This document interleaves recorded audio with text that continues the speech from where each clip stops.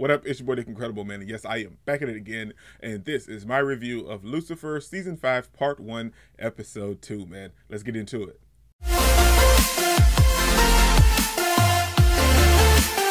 Before I even talk about the episode, can we please give my boy Tom Ellis some credit where credit is due, because this man straight slayed as Lucifer and as Michael. I really thought that, him leaning and talking like this and everything was gonna be a little awkward because we're so used to seeing him as Lucifer Morningstar. But this was freaking awesome, man. We got to see him actually, when he's playing Michael, playing Lucifer, he's, oh, hello, detective.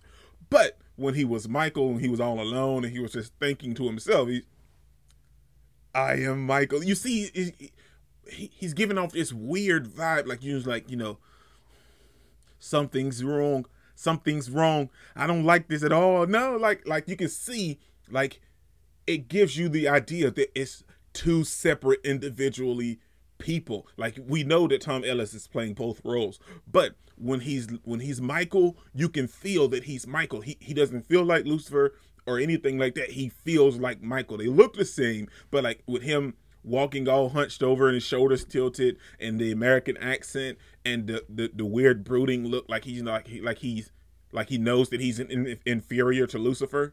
But when he was portraying Lucifer, he walked with his shoulders held, the nice suits and everything, and hello, detective. So he gave off the vibe as Lucifer, but when he played Michael, man, it was freaking awesome. And I'm just so ready for the real Lucifer to return.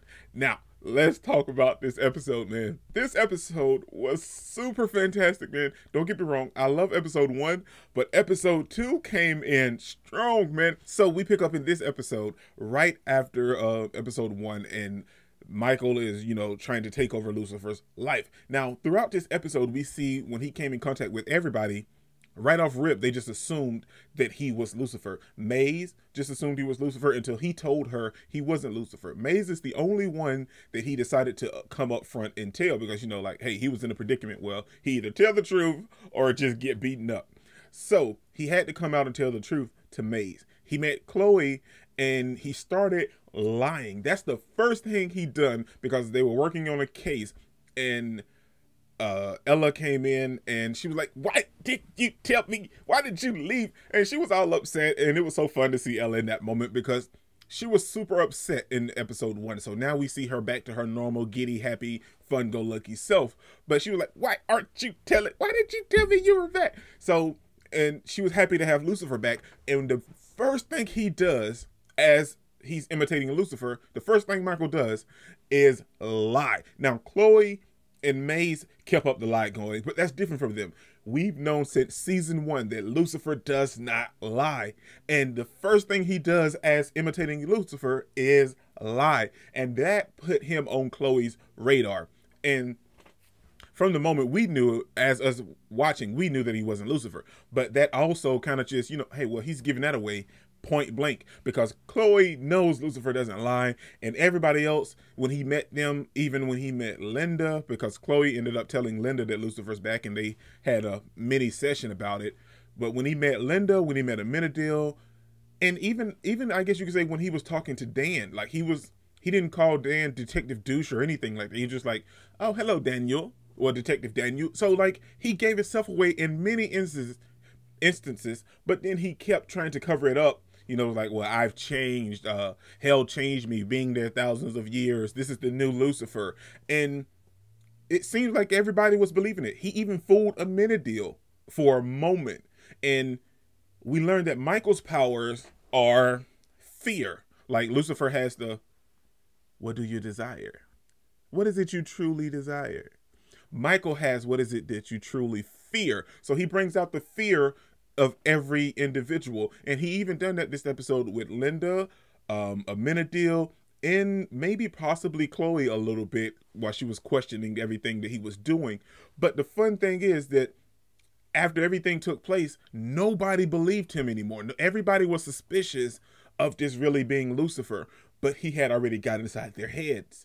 So he messed with Amenadiel, thinking about Charlie's safety. So Amenadiel, he was just so protective, and he just kept Charlie close to him for like 15 to 16 hours, he ended up messing with Linda's head about the fear of Charlie. And at the end of the episode, we see that Linda had another child in 1994, and I'm assuming that child died. That had to be Linda. I mean, that had to be. So Linda had another child in 1994, and that child died, and he was messing with her mind about being a good mother and everything. So Michael, we also learned Michael is something else. But we also learned that Michael has a fear as well. He has a fear that he's inadequate compared to Lucifer, because everybody else throughout this episode, like, he done all this stuff and he was trying to be there for them, but everybody else, let's be real, they preferred Lucifer. And at the end of the episode, when Chloe just straight called him out, I love how she teased him and played with him the entire time. It was like, oh, well, you know, when this happens, you know, I'm going to sleep with you. I'm going to sleep with Lucifer tonight. Tonight might be the night. And he's into it. He's infatuated with Chloe. He's fallen in love with Chloe. But the thing is, dude, you came here with a mission. You wanted to ruin Lucifer's life, but now you want to take it over because you've fallen in love with Chloe. So he got caught up in his own lies. That's crazy, man. But we had some good moments this episode too, when he saved Chloe those couple times. That was nice, and it kind of had you rooting for Michael a little bit. But we know he was scheming, but for him to save Chloe and then find out like he actually really had feelings for Chloe, I was like, this dude, he got caught up in his own lie. He fell into his own trap.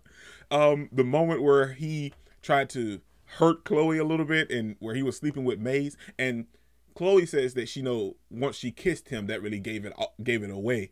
But moments like him trying to seduce Maze, lying, and all of this other stuff, it gave it away that it wasn't Lucifer. So I loved the fact that Chloe recognized it, and I love the fact that we got to see a little bit of character development in Maze as well, because she was willing to go along with it at first, but then her breakdown with Chloe, talking to Chloe, and Chloe was like, well, I know that you're hurting as well, and I know that you wouldn't do this on purpose, and I know that you're trying to apologize. So seeing that back and forth, I told you guys in my first review that I love the dynamic between Maze and Chloe this season, because it seemed like it's going to be very different than what we had the entire other seasons.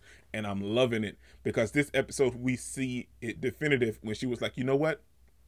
I can't let you go through with this. I'm not going to let you hurt Chloe, because Chloe is a good person. Oh my gosh, it was so fantastic, man. We also see the moments between Amenadiel and Michael / Lucifer, and I felt like Amenadiel, the only reason Amenadiel didn't notice it at first was because he was just so concerned and focused on Charlie. And I feel like that's the main reason why he didn't really realize that it was Michael. But when it was all said and done, after Chloe done shot Michael on multiple occasions, everybody kind of was just stuck in their little place, because Michael even revealed something that we've pretty much discussed and kind of heard about through all the other seasons, that Chloe wasn't originally supposed to be there. She was created by God, put there for Lucifer. And the thing about it is I mean, yeah, could we take this at face value coming from Michael? It's so hard to really take anything he says true. But we've heard about this in brief instances in the previous seasons, especially from Amenadiel, and you know we can trust what Amenadiel says. So if that's the case, man, God had put Chloe there to help Lucifer from the very get-go, and Chloe ended up changing Lucifer. She ended up changing Lucifer for the good. Oh my gosh, man, it was so good. This episode was so good. I love the comedy parts between Dan and seeing Ella happy again, and Dan was like, that's my pudding. What are you doing? He was like, you spit in it. He spit in it, didn't he? And so I love seeing those moments between Dan. I love having comedic Dan, but we can still tell that Dan's going through some things. But the highlights of this episode was finding out that Linda had a child in 1994. Michael has finally been exposed. The relationship between Chloe and Maze is on a whole nother level, and I love it. And Lucifer is definitely coming back, because at the very ending of the episode, we see Amenadiel go into hell and tell Lucifer, hey, it's time to come back, man. Dude, it was freaking fantastic. And I did believe Michael at all from the very beginning, but throughout the episode, as it broke down with all of the characters, seeing him in these different situations, He gave himself away, and at the end, he ended up falling into his own lie. Dude, season 5 is off the rails, and this is only episode 2. So now I'm finna go upload this and then dive right into episode 3, man. Let's get it. This is your boy Dick Incredible. Don't forget to smash the like button till you can't smash it anymore. Comment down below, and I'll be sure to respond to each and every one of them, and subscribe, but only if you really want to, man. Peace out. I ain't taking a backseat, I'm passing anybody else who is rapping. I'm nasty, ain't nobody able to catch me. They gasping, they cannot compare, they can't match me. I'm at half speed.